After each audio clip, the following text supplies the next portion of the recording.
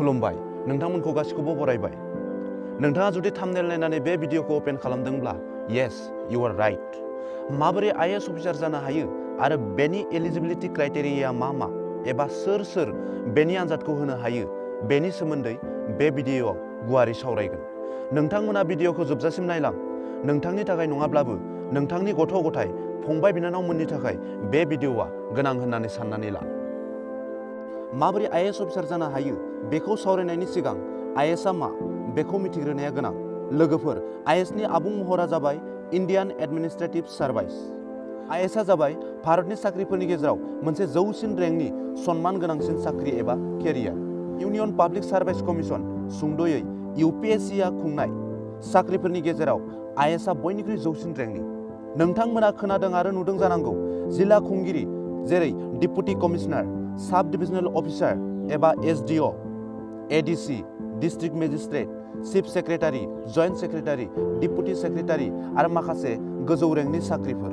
बिथांमोना गासिबो साफा आईएएस। यूपीएससीआ खुंनाय सिभिल सार्भिसनि आनजादाव आईएएस रेंकआव उथ्रिनो हायोब्ला बेफोर साख्रिखौ मावनो मोनो। यूपीएससीआ खुंनाय बे सिभिल सार्भिसनि आनजादखौ भारतनि बयनिख्रुइ गोरासिन एबा टाफेस्ट एग्जाम होननानै बुंनाय जायो। आईएएस अफिसार जानोब्ला यूपीएससीआ खुंनाय सिभिल सार्भिसनि आनजादाव मोजां नम्बर एबा रेंक लानानै उथ्रिनो हानांगोन, अब्लासो आईएएस अफिसार जानो हागोन। यूपीएससी एबा इउनियन पाब्लिक सार्भिस कमिसना बोसोरफ्रोमबो बे आनजादखौ खुङो। बे आनजादा मोनथाम खोलोबनि जायो: प्रिलिम्स, मेन्स आरो इन्टारभिउ। प्रिलिम्सआव गासै गांनै पेपार आरो मेन्सआव गासै गांगु पेपार थायो। नोंथांमोननो मिथिनानै दोननाया गोनां, इउनियन पाब्लिक सार्भिस कमिसना बोसोरफ्रोमबो सिभिल सार्भिसनि थाखाय दिसेम्बर जानुवारि दानाव फोसावो एबा सिभिल सार्भिसनि थाखाय फोसावलाय ओंखारो। दानिया जों मोनथिनानै लागोन सोर सिभिल सार्भिसनि आनजादखौ होनो हायो एबा बेनि एलिजिबिलिटि क्राइटेरिया मा।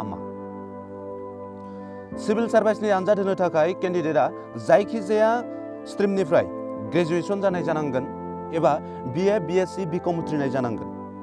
बैसोआ 21 निफ्राय 32 बोसोरसिम जानांगोन। एसटिफोरनि थाखाय 5 बोसोर रेहाय होनाय जायो। एसटिफोरा 21 बोसोरनिफ्राय 37 बोसोरसिम बे आनजादखौ होनो हागोन। बे आनजादखौ होनो थाखाय ग्रेजुएसन लेभेलाव पार्सेन्टेजनि जेबो थिखानाय गैया। 40, 45, 50, 60, 70, 80 जौखोन्दो मोननाय गासिबो बिजाथिफोरानो बे आनजादखौ होनो हायो। गोबाङानो साननो हागौ, आंना पार्सेन्टेजआ खम, आंना पार्सेन्टेज गैया, 40%, 45%ल'। नाथाय बेबायदि जेबो नङा। जायखिजाया पार्सेन्टेज मोननाय फरायसायानो बे आनजादखौ होनो हागोन। बेवहाय स्ट्रिमनिबो जेबो खोथा गैया। साइन्सआनो जा, आर्ट्सआनो जा, कमार्सआनो जा, जायखिजाया स्ट्रिमनिफ्राय ग्रेजुएसन जाब्लानो जागोन।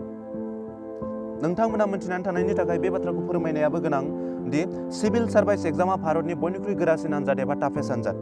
गोरासिन आनजाद, बेखायनो बेवहाय भेकेन्सिया जोबोद खम थायो आरो केन्डिडेटनि अनजिमाया खमैबो 4-5 लाखफ्राम जायो। स' कम्पिटिसन हाई। बेयो आं बुंनाय बाथ्रा नङा। जायफोरा यूपीएससी टपार, जायफोरा आईएएस उथ्रिनो हाबाय, बिथांमोनानो बे बाथ्राखौ बुंदों। टपारफोरा बुंबावनाय बादिब्ला बे आनजादखौ उथ्रिनो थाखाय गोबां फरायनांगौ जायो। गासैबो आयदानि सायाव गोथौ आरो रोखा गियान थानांगौ। स' दिनैनि भिडिअआ बेखिनियानोसै।